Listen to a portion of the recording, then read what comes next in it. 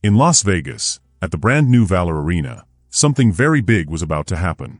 A tough, older soldier was going to fight a younger man. This fight was meant to be friendly, to show respect and help raise money for war heroes. But things went wrong when the young fighter made fun of the older man's war wounds in front of everyone. Jason Statham, a famous fighter and war veteran, was watching from his seat. He had been in the Air Force and trained special soldiers. He could stop people with one move and was known for always staying calm. But when the young fighter named Jason laughed at the soldier and even challenged Jason Statham himself to fight, he had no idea what he was doing. Jason didn't talk. He just stood up slowly, took his fighting stance, and everything changed. This wasn't going to be just another fight. This would be a moment no one would ever forget. Las Vegas and the fighting world would remember this night forever, because Jason Statham was about to step into the cage. But before we go further, tell us where you're watching from. If you like stories like this, make sure to subscribe because something really special is coming tomorrow. The bright lights of Las Vegas lit up the sky. Inside Valor Arena, the lights were red, white, and blue. The arena was full. 18,000 people came to see the fight. Everyone was excited. This wasn't just a regular fight. Big banners were hanging up, showing pictures of soldiers and words of honor. Vanessa Cruz, a woman speaking to the people watching at home, said, "Welcome to a very special night. Tonight, fighters from the ring and real war heroes come together to help others." The camera showed the big arena.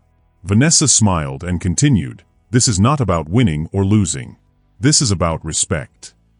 In a quiet room, Master Sergeant Calder Briggs sat alone, wrapping tape around his hands. He was 45 years old and had been in many battles. His face had lines from the hot desert sun.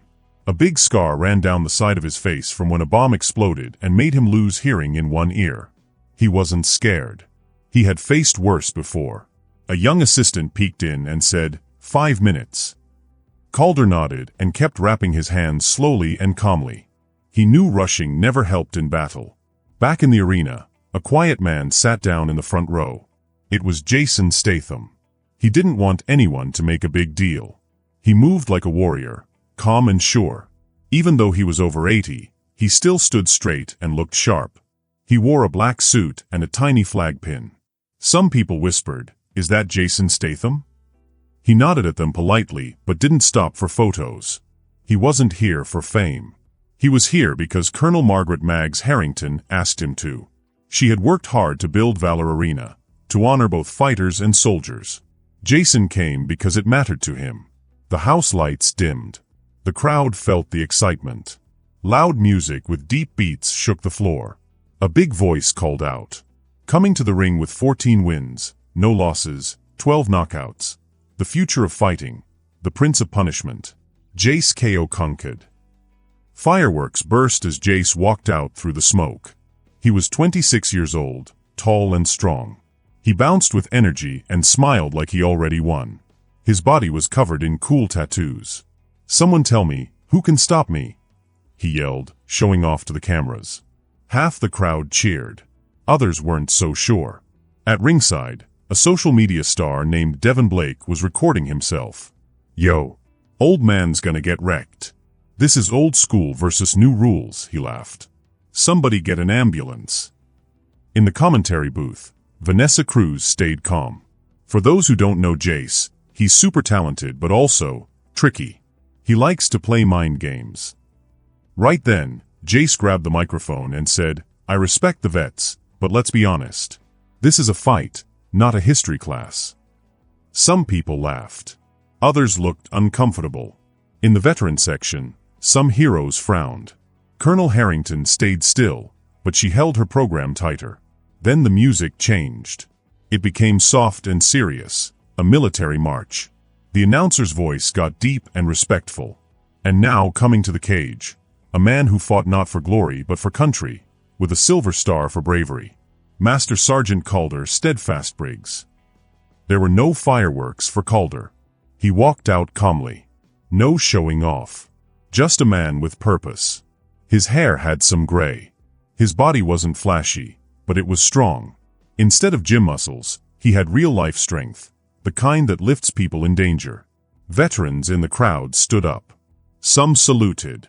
Some put hands over their hearts. Even Jason Statham stood up. The camera showed his serious face. Calder stepped into the cage. When someone offered him a microphone, he shook his head and walked up to Jace, offering a handshake. Jace took it but squeezed too hard and made cameras flash. "Remember the rules," the referee said. "This is a friendly fight. 3 short rounds. Keep it clean. Show respect." Jace nodded quickly. Calder gave one quiet nod. They went to their corners. Jace bounced around, showing off. Calder stood still, saving his energy. He had the look that soldiers know, a faraway stare from remembering things most people never see. Jason watched closely. He had seen this before. Loud versus quiet. Flash versus real strength. He leaned back as the referee called both fighters to the center. Devin Blake recorded again. "Old man about to go viral," he joked. The bell rang. Jace ran in fast.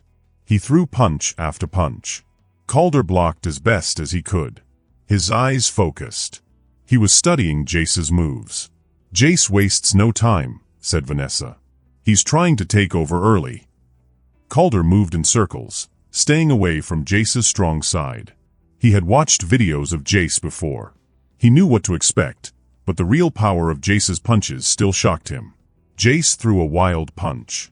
Calder blocked it and hit back with a sharp jab. It landed. The crowd gasped. Jace looked surprised, then angry. "That's all you got, old man," he shouted. Calder didn't answer. He stepped forward, throwing smart punches. He didn't have flashy moves, but he had training. Jace dodged and hit Calder with an uppercut. Boom. Calder staggered. "You see that?" Jace yelled. "This is what happens when you send history books into the cage." Vanessa looked upset. Jace showing little sportsmanship. Devin laughed again. "He's just speaking facts. Not fair for the old guy." Calder took a breath. His eyes were steady. He'd seen real danger before. This was just a fight. He wasn't afraid. Jace jumped and tried a flying knee. Calder dodged just in time. The crowd went whoa. But Colonel Harrington frowned. This was supposed to be respectful, not a show-off contest. Jace was winning the first round. His speed was too much. But Calder never gave up. He moved with purpose. He got a few hits in and stayed calm. He had been through worse. 10 seconds left.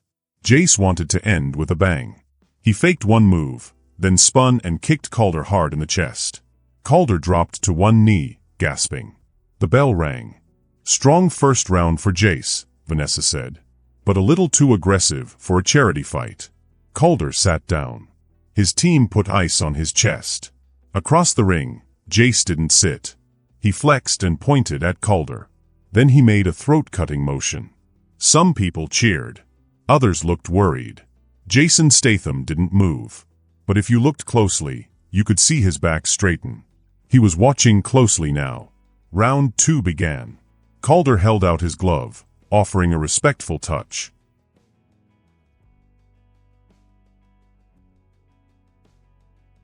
Jace hit it quickly, but he didn't mean it. Right away, Jace punched Calder again. Sweat flew from Calder's head. But then, Jace said something mean. He pointed to his own ear and shouted, "Can you hear me with that bad ear, Sergeant? The one from the boom boom." The crowd gasped. Everyone knew Calder's story. He lost hearing in a bomb attack while saving his friends. Jace's words were cruel. Calder's face didn't change. But his eyes did. Something deep inside him came awake. Something strong. Something serious. He stepped forward. And the fight was about to change. When he threw his own punches, a double jab and a big right hand, Calder meant it this time. The hit landed hard, making Carrion's head snap back. A little bit of blood came out of Carrion's mouth. For one moment, the arena went quiet. Then, Carrion's smile disappeared. His face changed. He looked angry and mean. "You're going to pay for that, Grandpa," he growled, loud enough for everyone to hear. What happened next wasn't just a fight. It was like Carrion was trying to hurt Calder on purpose. He hit Calder again and again, very hard and very fast. He punched his ribs, hit him in the head, and even kneed him when they got close. It wasn't just winning, it was mean and cruel. In the middle of the round, Calder tripped after a very strong set of punches. Carrion could have ended the fight right there. But instead, he walked around, letting Calder stand back up. "Guess your shiny medal doesn't help much here," Carrion laughed. "You should have brought your walking stick." In the booth where people were talking about the fight, Vanessa Cruz looked upset. "This is not right," she said. "Carrion is making fun of Sergeant Briggs's injuries and his service." Even the guy who live-streamed the match, Devin Blake, looked worried. "Yo, this is getting kinda messed up," he told his fans. "There's a line, and Carrion is way past it." As Calder tried to back away, Carrion kept talking trash between punches. "How many times did you go to war?" he said. "Jab, cross. All that training, right hook to the body. And you still can't beat one real fighter?" Leg kick. The crowd's feelings changed. At first, they were excited. But now, many looked uncomfortable. Some veterans in the crowd sat very still. A few looked away. Some clenched their jaws tightly. In the special seating area, Colonel Harrington stood up, her face full of anger. A staff member gently grabbed her arm, whispering about rules and procedures. The second round ended. Calder was still standing, but he looked really hurt. Blood dripped from above his eye. He was breathing hard as he walked to his corner, holding his ribs. Carrion, on the other hand, smiled at the cameras, pretending to rock a baby in his arms. He didn't say it, but his mouth moved in a way that made it clear, "Baby, baby." "This is no longer a fair match," Vanessa said, her voice tight. "This is just mean. This was supposed to be a charity fight to honor veterans." The crowd kept feeling worse. People who once cheered were now silent. Some booed loudly. As the last round was about to start, Calder tried to be respectful and offered to bump gloves. Carrion slapped his hand away. The referee warned him, but Carrion just shrugged. What happened next was sad and painful. Carrion didn't want to win. He wanted to make Calder look bad. Calder tried his best. He still had skill and heart, and he even hit Carrion a few times. But Carrion was faster, younger, and stronger. A minute into the round, Carrion spun and hit Calder with his elbow hard. Calder fell to the ground. His eyes were empty for a second. The referee jumped in and stopped the fight. Medical helpers ran in right away. The whole arena went quiet. Everyone waited to see if Calder was okay. Then, Calder blinked. He was awake. The crowd sighed with relief as he sat up. He didn't want the stretcher. He wanted to sit on his own. But just when things felt calm again, Carrion climbed the cage, arms in the air shouting, "That's what happens when you bring old stuff into my ring."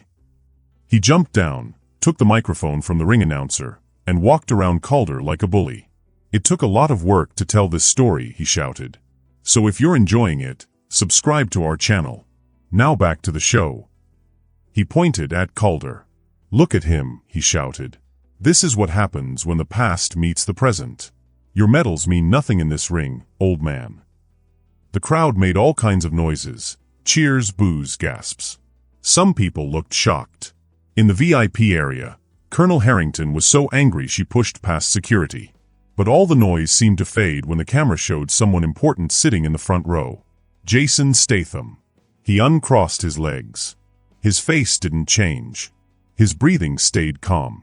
But his eyes looked different. Focused. Serious. Carrion, full of energy and excitement, saw Jason on the big screen. He smiled wide, holding the mic.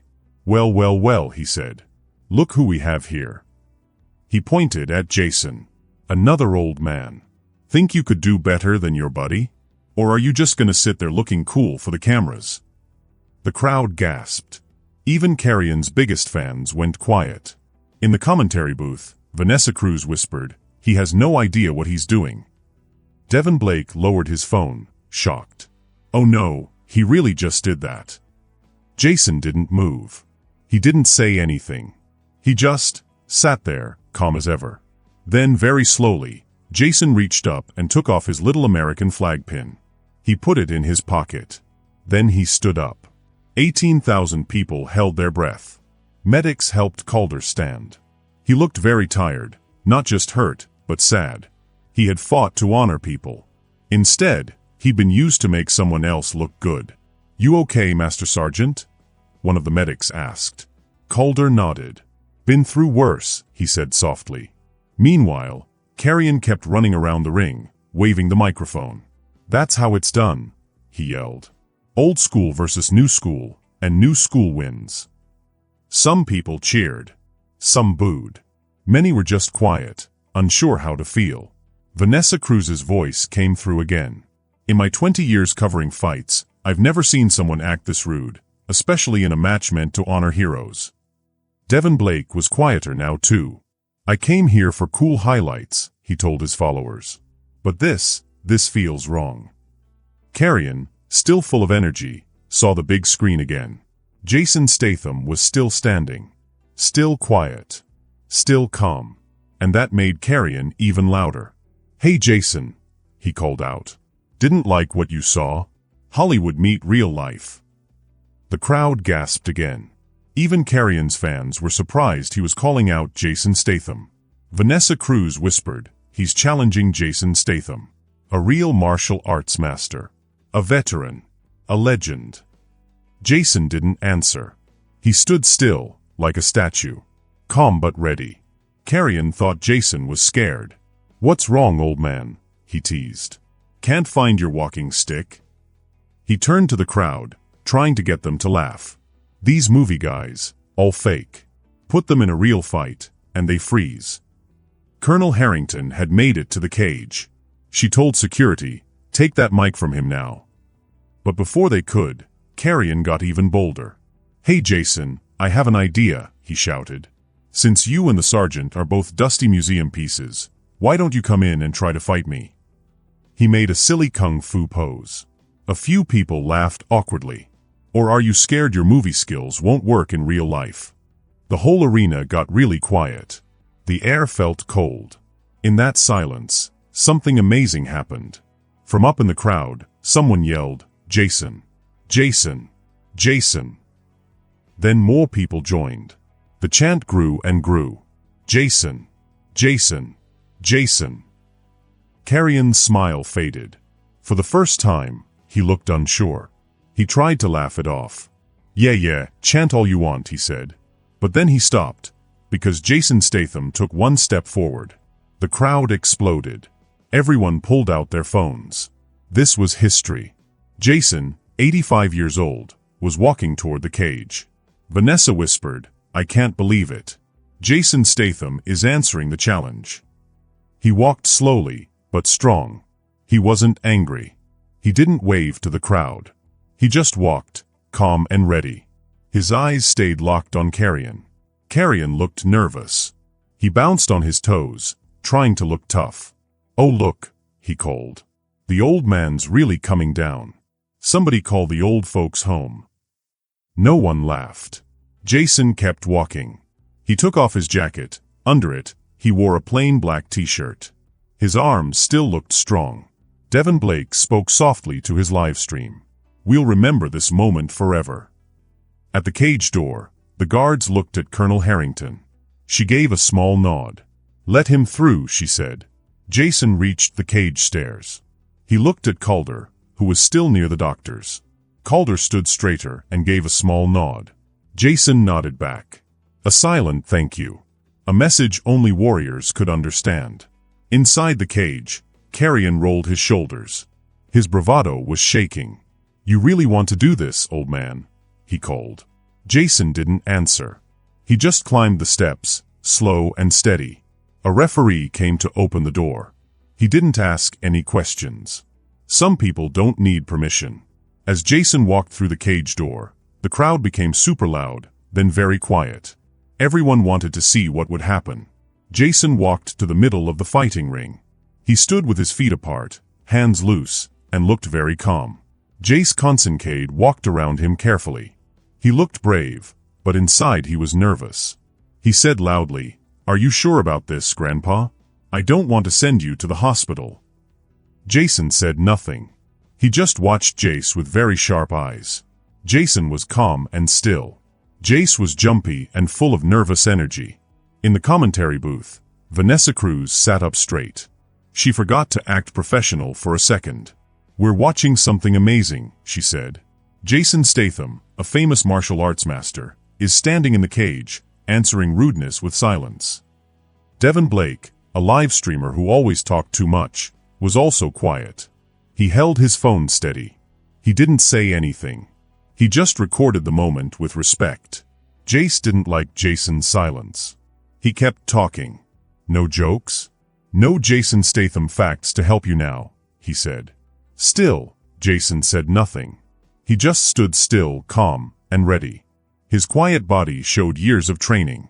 Jace got annoyed because Jason didn't react. "This is your last chance to walk away, old man." Jace shouted. "I already beat one old guy today. Don't be number two." The crowd gasped. Colonel Harrington grabbed the cage so hard that her knuckles turned white. Vanessa Cruz gasped loudly. In the medical area, Ellis Briggs stood up straighter. Then, something in Jason's face changed. It wasn't anger. It was like his reason for being there became clear. For the first time, Jason spoke. His voice was quiet but strong. Everyone heard it clearly. "Son, I'm not here for me." Just 5 words. No shouting. No drama. But they were powerful. Jace's smile went away. "What does that mean?" he asked. Jason didn't answer. He just moved his feet a little. He was still calm, hands at his sides, but now he was ready. You could tell from how he shifted his weight that he had been fighting long before Jace was even born. The time for talking was over. Jace felt it too. His showy attitude faded. The Real fighter inside him came out. He saw Jason's calm as danger. Jace rushed forward. He threw a fast punch at Jason's head. 18,000 people held their breath. But the punch didn't land. Jason moved so smoothly that many people didn't even see it. He just tilted his head and shifted his weight. The punch flew through the air, missing everything. Jace fell forward a little, just for a moment. It was enough. Jason hit back. A short, perfect punch to Jace's chest. Not to hurt him, but to teach him. Jace stepped back, surprised. He wasn't in pain. He was confused. The hit was just right. Not too hard, not too soft. It was like Jason was saying, "You're not ready." Everyone was silent. Then someone in the crowd shouted, "Holy __." That was what everyone was thinking. Jason hadn't just dodged a punch. He made it look easy. Vanessa Cruz finally spoke. "That's the difference between being fast and being wise," she said. Jace threw a perfect punch. But Jason just wasn't there. Devin Blake whispered to his live stream, "That wasn't a dodge. I don't even know what that was." Inside the cage, Jace tried again. He stood in his fighting pose. The fun part of him was gone. Now he was serious. He had beaten 14 people before. He wasn't used to this. "Lucky move, old man," he said. Jason didn't answer. He stood calm again, hands at his sides, eyes sharp. Jace attacked again. 3 fast punches and a leg kick. Moves that beat others before. But they didn't work. Jason moved just enough to block or avoid every hit. He didn't just dodge. He moved into the perfect spots to hit back, gently but with purpose. A small elbow to Jace's ribs. A soft block to his leg. Nothing too hard. But everything landed perfectly. The crowd started murmuring. This didn't look like a fight. It looked like a lesson. Vanessa said, "Jason's not fighting for fun. He's showing what years of real training look like."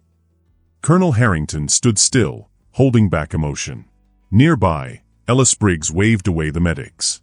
He stood alone, watching closely. Jace got more and more frustrated. His punches got wilder. His kicks lost their aim. He stopped being smart. He started swinging like a kid who didn't know what else to do. "Getting tired, old man?" Jace said. "You can't keep running forever." Jason still said nothing. No jokes. No trash talk. Just calm, perfect movement. This kept going. Jace kept attacking. Jason kept showing the difference between them. Not just in skill, but in reason. Jace fought to win. Jason moved to teach something. Devin Blake said on his stream, "I came here thinking I'd see an old guy lose. Instead, I'm watching myself learn something big." In the crowd, the cheering stopped. The crowd changed. They weren't here for blood anymore. They were here for meaning. Jace saw the crowd slipping away. He got scared and angry. He threw a big punch, trying to end the fight. Jason didn't just dodge it. He used Jace's own speed against him.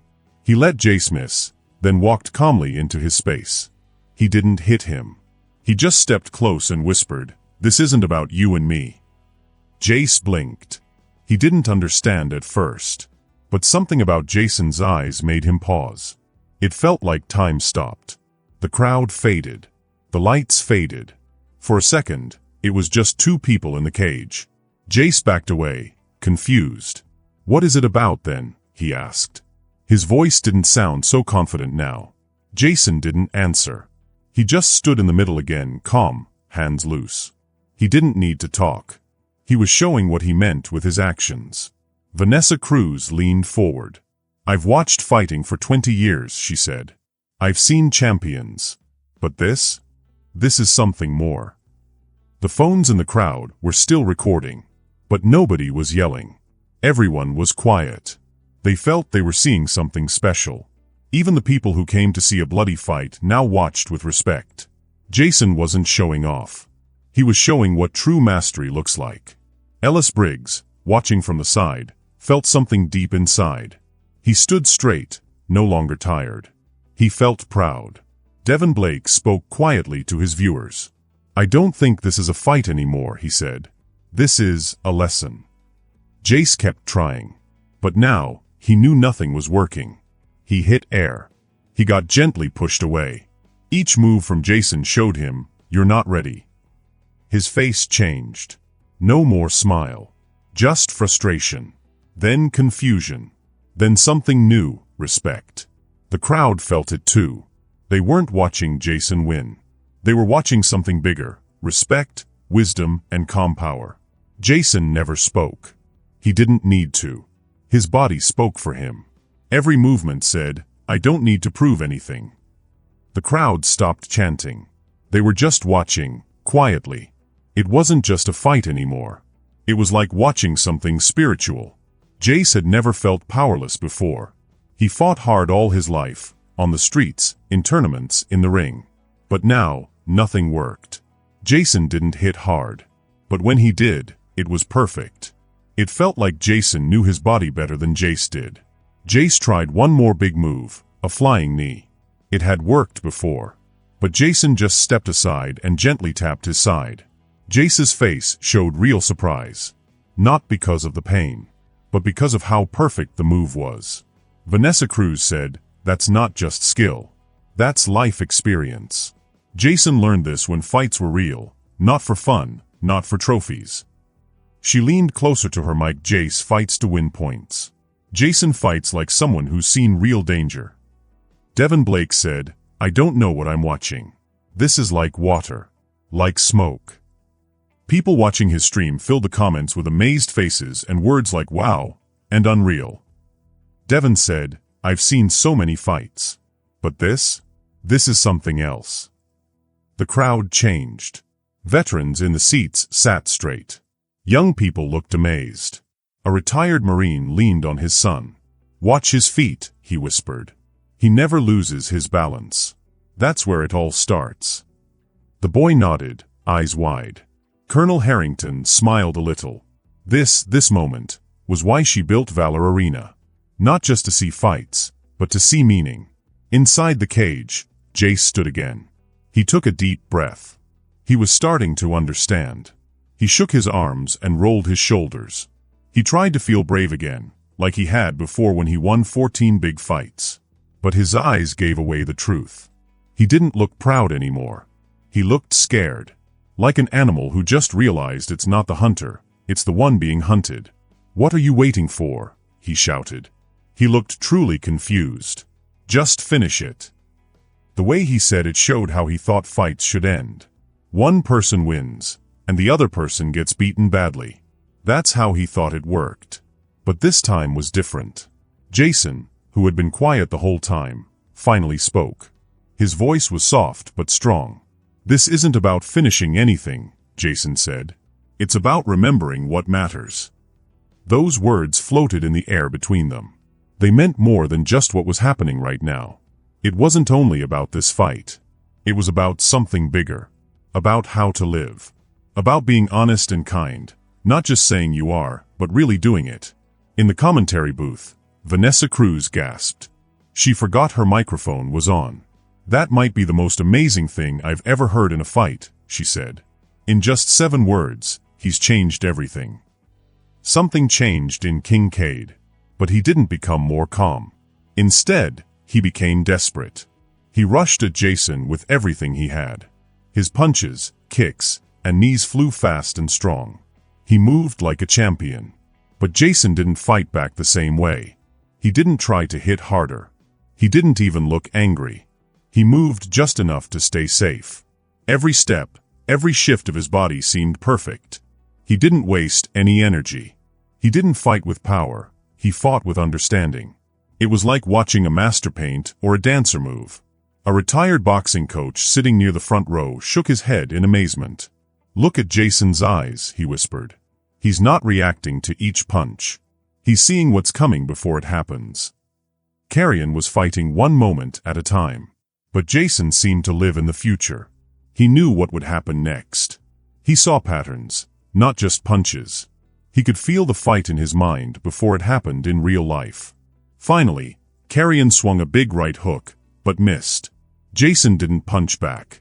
He didn't even hit him. He just moved a little, and Carrion stumbled and almost fell into the cage. Carrion turned around, angry again, ready to attack. But then he saw something strange. Jason wasn't moving. He just stood still, arms by his side, looking at him.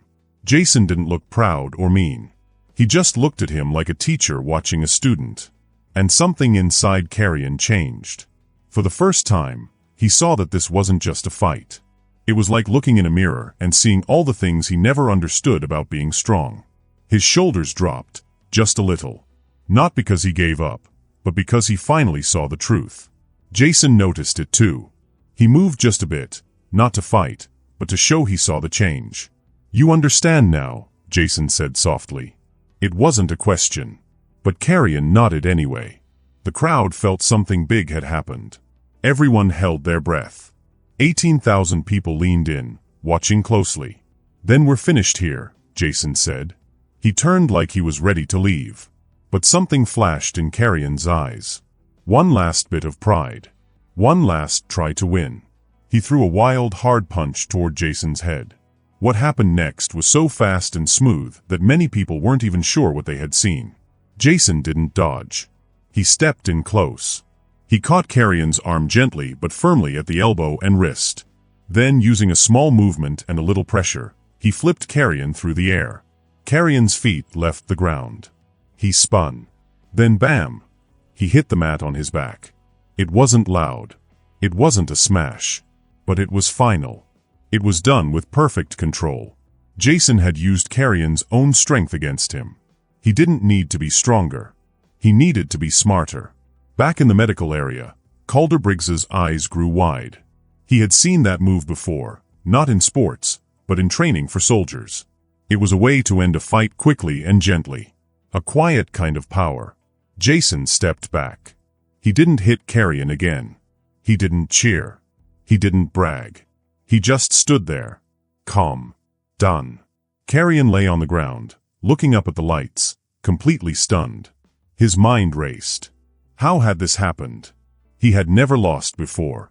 Not even close. He had beaten the best. He had trained harder than ever for this fight. But none of it mattered. Not his muscles. Not his speed. Not even his good fighting skills. Jason had shown him something he didn't know existed. A kind of wisdom. A kind of control. For a few seconds, everything was silent. Then the whole arena exploded into applause. But it wasn't the wild cheer of people excited about a knockout. It was soft at first, then stronger. People were clapping because they saw something special. Veterans stood up first. They understood the most. Then the coaches. Then the fighters. Finally, all the fans. Even if they didn't understand all the details, they felt it. They had just watched something very rare. Vanessa Cruz's voice came through the speakers. She sounded emotional, but calm. "Ladies and gentlemen, this wasn't just a fight," she said. "This was a lesson.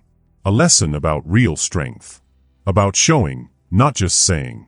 About wisdom, not just power." She paused for a moment, then added, "I've seen a lot of fights. This was more than a fight. It was a story. A moment that will stay with us." Devin Blake, a popular online streamer, had stopped talking. His live show was still on, but he just sat there with his mouth open. Finally, he whispered, "I don't even know, man. That was something else." In the cage, Carrion slowly rolled to his knees, then to his feet. He wasn't strutting anymore. He didn't look like the same guy who had entered the cage. He looked different, quiet, thoughtful. He turned and looked at Jason, not with anger, but with respect. He didn't understand everything yet, but he knew something important had happened. He wasn't just beaten in the body. His whole idea of what it meant to be strong had been challenged. Carrion had grown up thinking strength meant being tougher, louder, more forceful. He had used that idea to fight his way out of a hard life. He trained hard, and it had worked, for a while. But in just a few minutes, Jason had shown him another kind of strength. A better kind. The kind that doesn't hurt others, but lifts them up. The kind that doesn't shout, but teaches through action. Jason looked at him with steady eyes. No anger. No pride. Just the truth. Then he spoke. His voice was quiet but strong. "Fighting isn't about beating others. It's about knowing yourself." Those words floated in the air between them. They were simple, but full of meaning. At that moment, something inside Carrion began to shift. Not a full change. Not yet. But the beginning of one. A new path. A new way of thinking. A seed had been planted. Carrion didn't say anything. He just nodded his head slightly. Not in defeat, but in respect. In learning. The people in the arena understood. They had come for a fun night. They got something much more. They thought they'd see a fight. Instead, they saw a lesson. They thought they'd see two men try to win. Instead, they saw one man teach another the true meaning of being strong. Jason turned and walked to the door of the cage. No waving. No smiling. Just walking, like a teacher leaving a classroom. He wasn't celebrating. He didn't want to cheer. Because it had never been about him. It was about the lesson. The values. The truth. As he reached the door, the cheers grew louder. Everyone stood up. Veterans, fans, coaches, even people who had wanted Carrion to win were clapping now. In the booth, the experts tried to explain what they had seen. But their words didn't seem enough. "This was more than a fight," one of them said. "It was about something bigger: discipline, respect, purpose, and mastery." Jason turned one last time before leaving. His eyes found Calder Briggs by the medical area. The two men nodded at each other. No words. Just understanding. They had both lived lives of service. They knew what really mattered. Then Jason stepped out of the cage. He was gone. But the feeling he left behind stayed. It filled the whole arena. No music played. No announcer spoke. No bright screen showed highlights. Just silence. A deep, powerful silence. Not the kind that comes from surprise or confusion. This was different. This was the silence of people thinking deeply. People who had just seen something real, something honest. Carrion stood in the cage, not moving. He looked at the door Jason had gone through. The flashy, loud version of him was gone. In his place was a young man asking new questions. Questions about what really mattered. He didn't jump around. He didn't post online. He didn't even speak. He just touched his jaw where Jason's last move had landed. Not in pain. Not in anger. But in wonder. He had been trained for every kind of punch. But not for this kind of truth. And for what felt like a long time, though it was only moments, 18,000 people stood in silence, thinking, feeling, and remembering that some lessons can't be told. They must live. And on that night, in Valor Arena, such a lesson was given. And nobody would ever forget it. Colonel Margaret Harrington walked forward and gave a signal to the team. The big lights in the arena turned on slowly. Gentle music began to play. The magic of the moment didn't break. It just faded softly. Vanessa Cruz, a kind and smart lady who talks about fights on TV, finally spoke. Her voice was calm, but you could hear her feelings. "I've watched fights for over 20 years, she said. "I've seen people win gold medals and big titles. I've seen people happy and people sad. But what we just saw is even bigger than all of that." She stopped to breathe and think. She knew her words would be remembered for a long time. Tonight wasn't about winning or losing, she said. It wasn't about who was younger or older. It was about something more. It was about the difference between people who want to be seen and people who believe in something real and good. In the top seats, a dad turned to his son. The boy was wearing a shirt with Concencade's name on it. He thought his hero would win easily. "Do you understand what we just saw?" the dad asked gently. The boy nodded slowly. He wasn't smiling. He was thinking deeply. He wasn't trying to hurt him, the boy said. He was trying to teach him. The dad felt surprised. He squeezed his son's shoulder. "Exactly," he said. "That's exactly right." All over the arena, people had the same kind of talks. Everyone was trying to understand what just happened. Talking helped them feel it more. In the medical room, Calder Briggs said he didn't need help from the doctor. He felt pain, but something else was stronger than the pain. He felt proud. Even though he lost his fight, he had been answered in a kind way, not a mean way. That kindness made him feel strong inside. A young helper walked up to him with a microphone. She wanted to ask him questions for TV. But Calder shook his head. He didn't need to say anything. The helper nodded. She didn't push. Even though her job was to get interviews, she could feel that this moment was different. Some things are too important for short answers. Devin Blake, a young man who makes fun videos on the internet, was still looking at his phone. His live video was still running. Lots of people were watching. They expected him to yell and joke like always. But Devin didn't do that. He looked at the camera and spoke softly. "I thought I'd see an old man lose tonight," he said. "But I just saw all my ideas about strength and fighting get broken apart." He took a deep breath. "I've been telling you all the wrong things, my friends," he said. "Real power doesn't need to yell. It doesn't have to show off." People watching typed lots of comments. Some made fun of him. Others said they felt the same. Devin didn't care. For once, he wasn't trying to be popular. He just wanted to tell the truth. Back in the cage, Concencade finally moved. His trainers and sponsors waited for him with towels and water. But he walked past them. He didn't take the water. He didn't even say anything. They looked at each other, confused. What was going on? "Jace," his coach said, worried, "we need to talk and check your health. We need to say something to the fans." But Concencade raised his hand to stop him. He didn't even look back. He walked to the door of the cage, slowly, like someone trying to understand a new place. He stopped and looked at the ground. That was where he had been lying on his back, after Jason had knocked him down.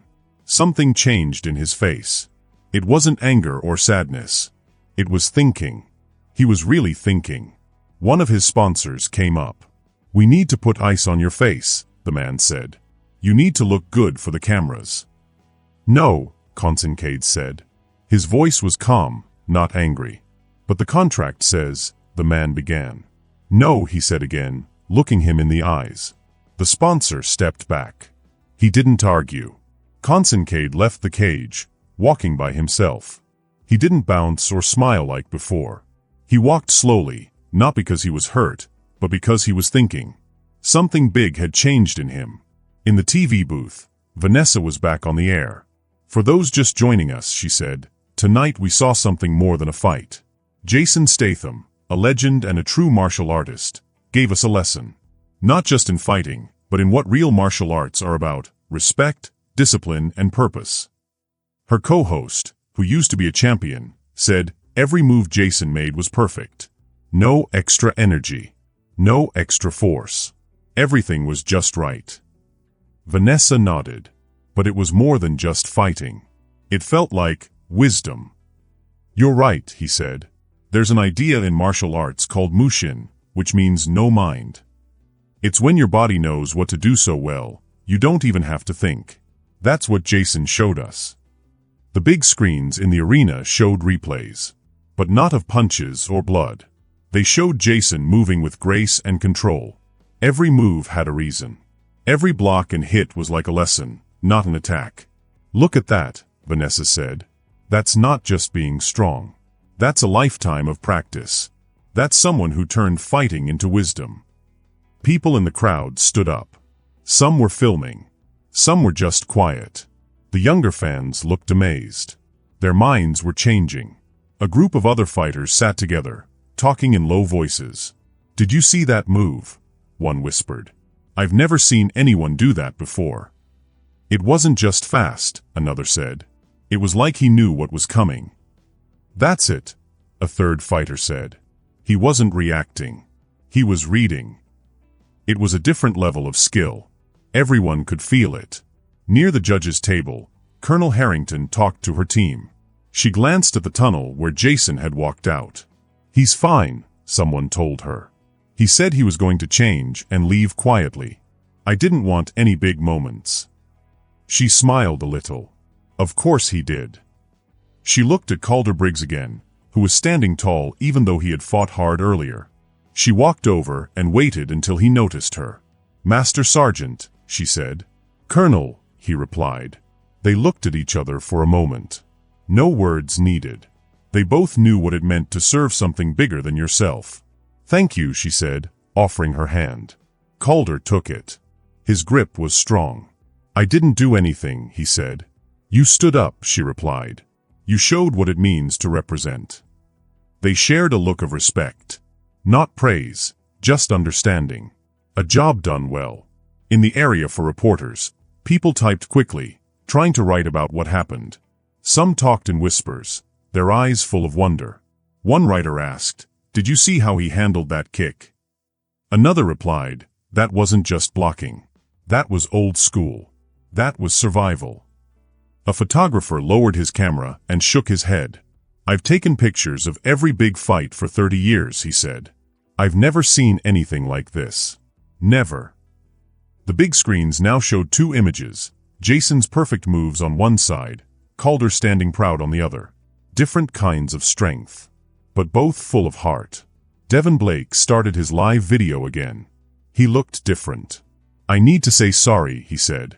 "To every older person I've laughed at. To every veteran I didn't respect." He looked into the camera. "I just watched someone old enough to be my grandpa take apart one of the best fighters in the world. And he did it without yelling, without showing off. That's a different kind of strength." People wrote messages, some kind, some rude. But Devin didn't care. He was thinking about what really mattered. The crowd in the arena kept talking. But it wasn't loud or silly. It was calm, thoughtful, different. Parents explained to kids why this was special. Veterans shared quiet looks, feeling understood. The usual fight talk was gone. Something deeper had taken its place. Vanessa Cruz closed her TV talk. "Soon we'll see other fights," she said. "Life keeps moving. But people won't forget tonight. They won't remember scores. They'll remember this moment, when respect comes back. When true values were shown, not just talked about." She paused, her voice shaking a little. "In a noisy world," she said, "we just saw the power of silence. In a place full of flashing lights and shouting, we saw what real strength looks like. And it didn't need to say a word." The lights dimmed. The next fighters came out. The crowd sat down again. Life kept going. But everything felt a little different now.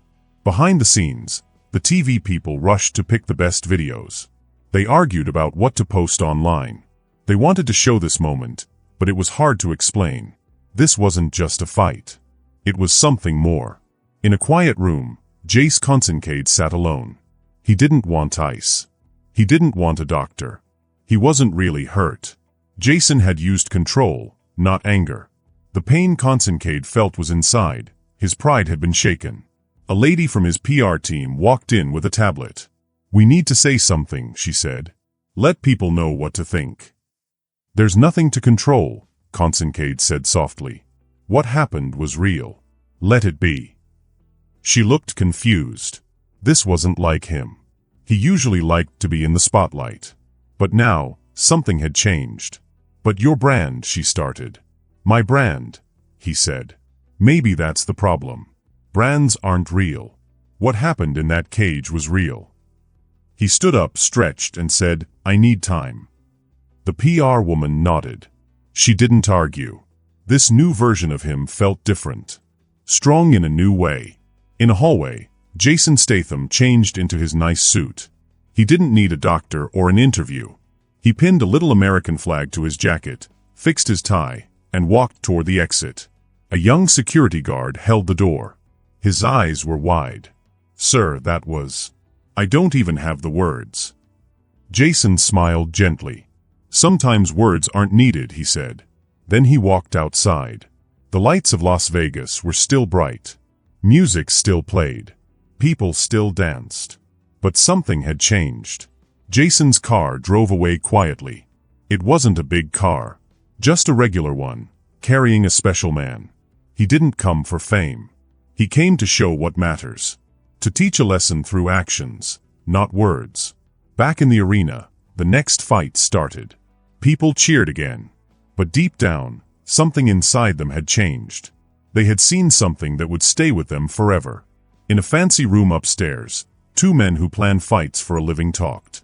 We've been doing it wrong, one said. What's wrong? The other asked. All of it, the first man said. The yelling. The trash talk. We've been selling the wrong thing. His partner thought for a moment. Then he nodded. Maybe you're right. Because some lessons can't be taught with words. Some truths must be shown. And sometimes, the strongest message is no message at all, just silence. The kind of silence that comes from doing the right thing. The silence of real respect.